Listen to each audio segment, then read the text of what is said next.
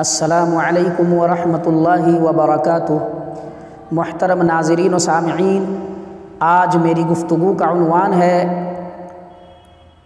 कि मेराज पे बुलाकर अल्लाह ने रसूलुल्लाह को नमाज का तोहफ़ा किस तरह दिया।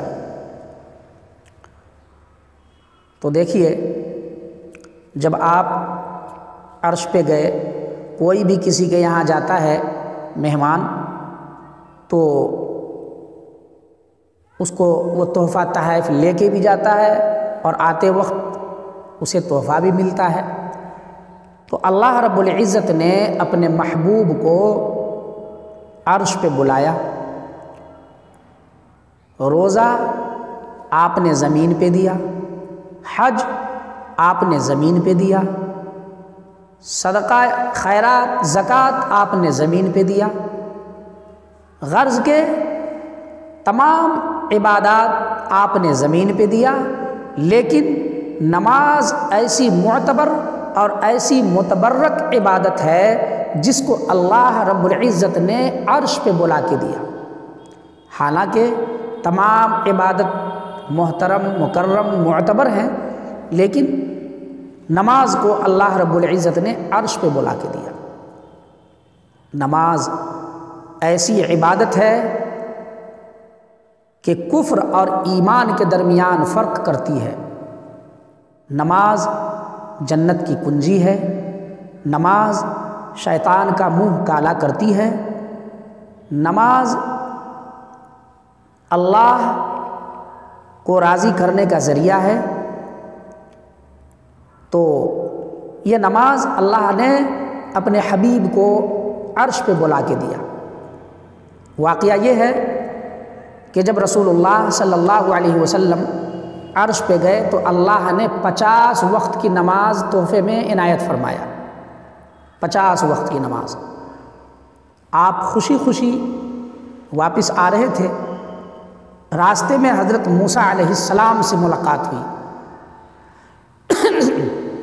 मूसा अलैहिस्सलाम ने फरमाया, या रसूल अल्लाह, अल्लाह ने कुछ तोहफ़ा भी दिया है?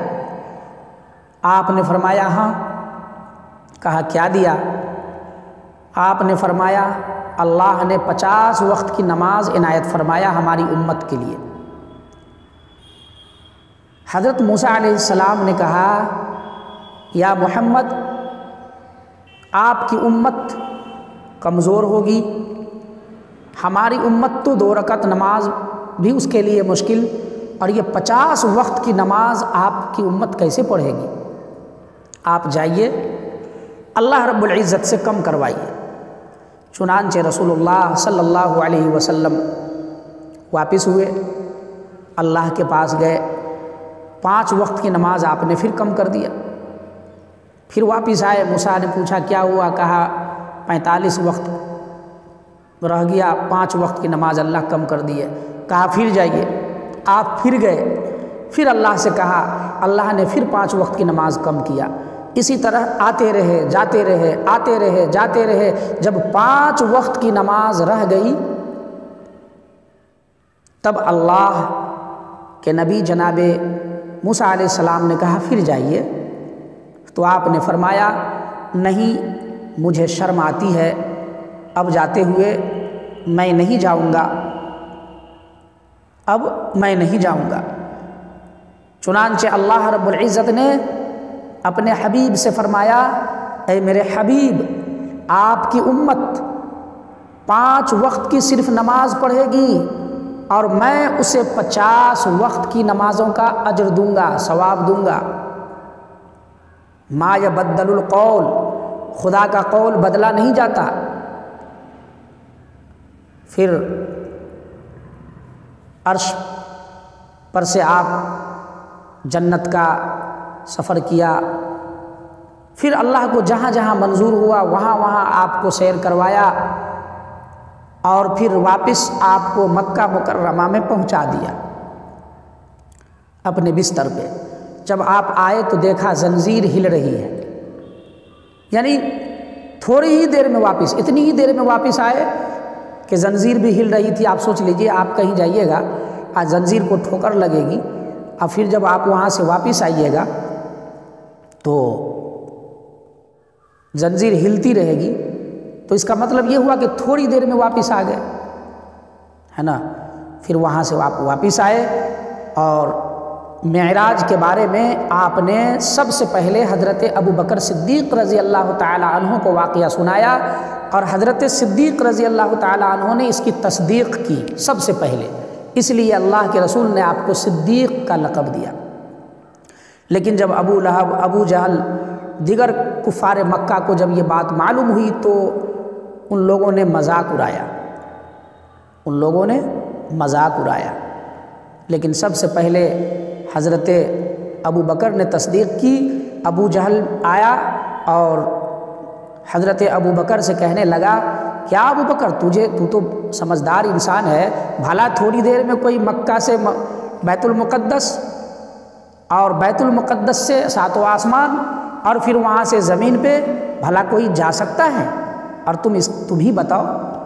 तो हज़रत अबू बकर सिद्दीक़ ने फरमाया कि यकीनन कोई नहीं जा सकता है, लेकिन अगर अल्लाह चाहे कि मैं बुला लूँ, अल्लाह तो बुला सकता है ना। तो रसूलुल्लाह खुद से नहीं गए बल्कि अल्लाह इनको ले गए सैर कराने के लिए। तो ये बात थी।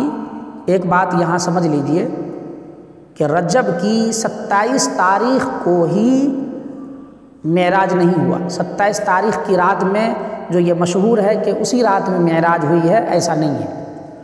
इसके बारे में 30 से ज़्यादा कौल हैं। बाज़ों ने किसी महीने में, बाज़ों ने किसी महीने में, बाज़ों ने रजब के किसी तारीख़ को कहा है। हतमी तौर पे, यकीनी तौर पे ये नहीं है कि 27 रजब को ही रात में मेराज हुई है। लिहाजा ऐसा न समझें कि रजब को 27 तारीख़ की रात में ही मेराज हुई है, नहीं, ये ज़ईफ़ कौल है और इसमें बड़ा इख्तिलाफ़ है ना। कोई हतमी तारीख़ अल्लाह के रसूल ने नहीं बताई, तो हमें भी चाहिए कि हम भी हतमी तारीख़ नहीं बता सकते।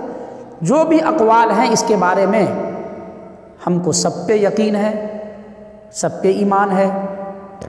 मेराज जागते हुए जिस्म के साथ अल्लाह के रसूल ने मक्का से बैतुल मुक़द्दस से सातों आसमान, फिर अर्श मुअल्ला, फिर वहाँ से जहाँ तक अल्लाह को मंजूर हुआ वहाँ तक सैर कराकर मक्का में वापस किया। इसी को मेराज कहते हैं। अल्लाह ताला हम सब को रसूलुल्लाह से मोहब्बत करने वाला बनाए, आमीन।